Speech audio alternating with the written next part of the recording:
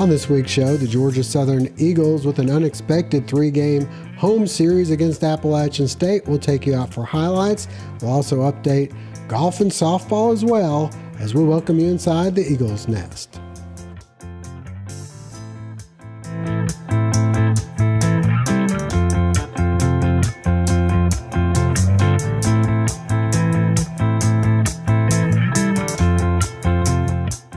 Welcome inside the Eagles' nest. I'm Josh Aubrey, being joined by Mike Anthony, sports editor and Georgia Southern beat writer for the Statesboro Herald. And Mike, we had the Georgia Southern baseball and softball teams both home and both in action this weekend. Of course, for the guys, a little bit of some late news we didn't get, of course, by the time we shot last week's Eagles' nest, but we now know the weather conditions up in Boone not too good, so Georgia Southern gets to come home, and what do you know, a rare sweep for the Eagles as they knock off App State 3 times. Yeah, 3 great games there by the Eagles. They get their first sweep since, ironically, taking down Appalachian State, that time in Boone 2 years ago.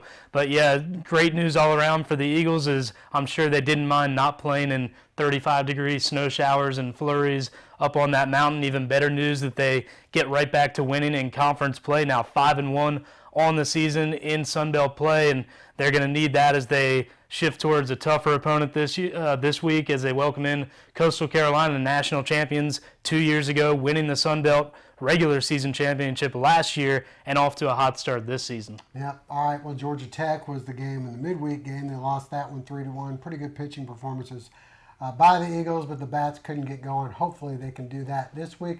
Let's get out and take a look at some highlights, though, from last weekend's victories over Appalachian State.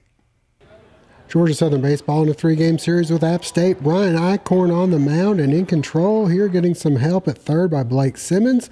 Later, one of his 10 strikeouts in the game. Offensively, here Mitchell Golden, the single in the left. He'd steal second and then advance to third on the throwing error. And then on the pickoff attempt at first, Golden will come in to score. Give the Eagles a 1-0 lead. Christian Avant eventually thrown out at first for out number 3. The Eagles playing solid defense behind Eichhorn. Nolan Tressler makes the play in left. Then Golden with the grab at short. Eichhorn then getting out of the jam with the inning-ending 6-4-3 double play.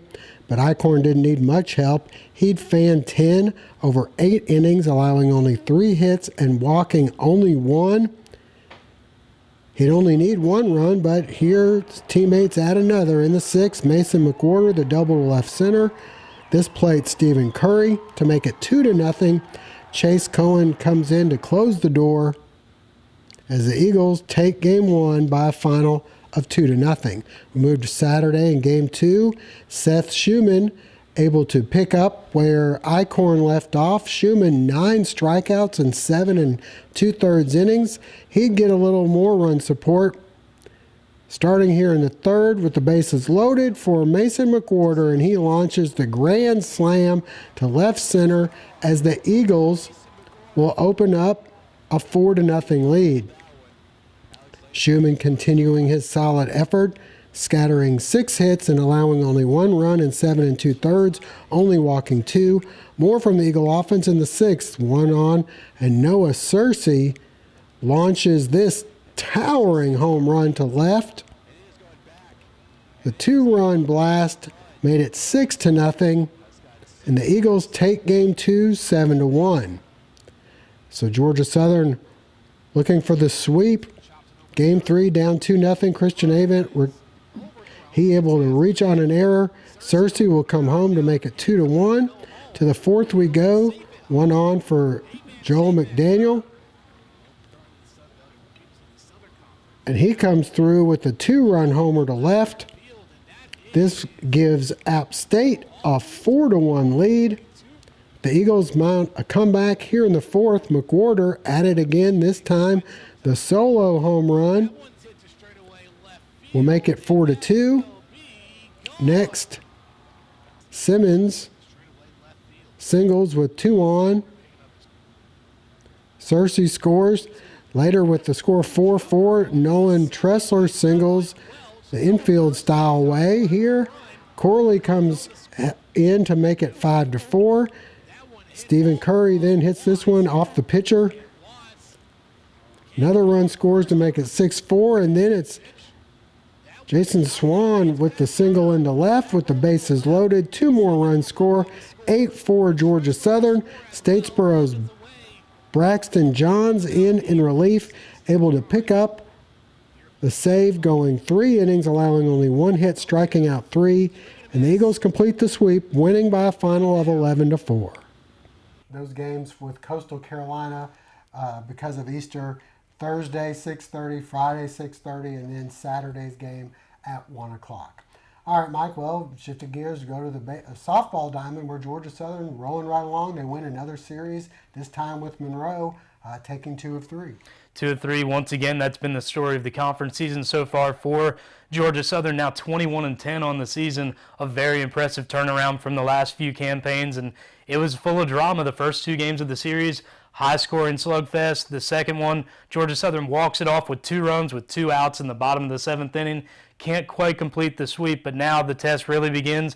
They go out to Texas Tech this week for a 3-game series. On Friday, a doubleheader, and then Saturday at Texas State, one of the better teams in a very good conference, and it's the beginning of an 8-game road trip for the Eagles. So if they can come out of this with a winning record, I'd say that they've proven themselves that they're a force to be reckoned with in this conference. Well, speaking of teams that have proven they've been a force, the Georgia Southern golf team playing really well. Well, maybe up until this past week, they go to play in the Hootie over there in South Carolina, a tough course, and they were led by Stephen Fisk with 14th, but then as a team, they struggled a little bit there. Yeah, they had to battle the conditions, a lot of wind at the Schenkel a couple of weeks ago. The weather even more of a challenge, and I would say the course probably a little more challenging than Forest Heights. No disrespect to Forest Heights, but a very tough, long course that they seem to be playing into the elements the entire time, could never really get anything going, just too many high scores that they had to include in the team counter. But it's all about how you finish up. They've got a couple more tournaments leading into the Sun Belt tournament, and then hopefully being able to qualify for an NCAA regional. And keeping with the sports theme, we got the Georgia Southern football team continuing spring practice. As for that, I guess no news is good news. No news is good news, because usually if there's news in spring, someone's hurt, someone's in trouble. I will say that one of the bigger storylines I guess you can look at for how this team might look different is the defense. That's where big changes are being made. The offense, a lot of little tweaks, but still trying to be a run first, out of the shotgun or pistol, an option team. On the defensive side, you've got guys going from the line back to linebackers, playing many different schemes in the 3-4 as opposed to the 4-3. I will say that it's looked pretty aggressive so far, trying to get after offenses, not sit back and wait for the plays to come to them. I think that Georgia Southern's proven that they have a lot of good young guys in that front 7. If you can get them downhill and, more importantly, going to the right spot on the field, I think this will be a defense that will really limit opponents. And finally, some basketball news. Kind of surprising, as Tukey Brown has announced he will enter the NBA draft, and he's not going to hire an agent, which I guess is good news, because that means if he's not drafted or doesn't like where he's gone, he can always come back to Georgia Southern. Oh, he's certainly proven himself. A 3-time all-conference player, in contention for player of the year. In my book, probably should have been player of the year a couple of seasons ago, but he's been the heart and soul of this team ever since being put into the starting lineup as a freshman. A big blow for Georgia Southern if he doesn't return, but congratulations to Tukey. He's certainly earned all the accolades he's gotten, and any team that'll have him, they're going to be pleasantly surprised with what they get. That's right, and so we'll watch the NBA draft and see whether or not Tukey does get drafted, and if so, I would imagine that will end his career here at Georgia Southern. All right, well, that'll wrap things up for now. For Mike Anthony, I'm Josh Aubrey. Thanks for joining us. Hope to see you again next week.